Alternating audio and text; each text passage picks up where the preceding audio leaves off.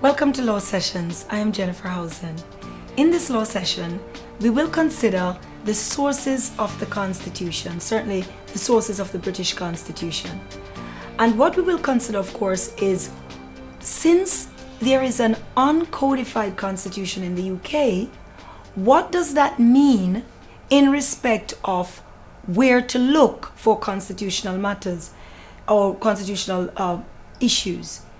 The point, of course, is that I have somewhat left this particular law session for later on when you've actually already listened to the separation of powers law session, or indeed the law session in relation to parliamentary sovereignty, or that of the rule of law, because I feel that the sources of the Constitution are certain types of areas where knowledge in particular areas are necessary. So I would, of course, urge you to at the very least consider looking at the Royal Prerogative Law session before you do this, or indeed the law session on separation of powers. That said, let's consider what are the sources. Well, you already know, of course, that the British Constitution, or the United Kingdom's Constitution, more or less rests on an uncodified framework.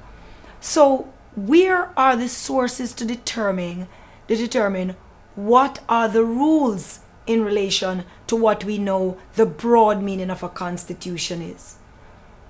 Well, the sources can be divided into three categories, and these are the legal rules of the Constitution, number one, the non-legal rules of the Constitution, number two, and other sources of the Constitution, number three.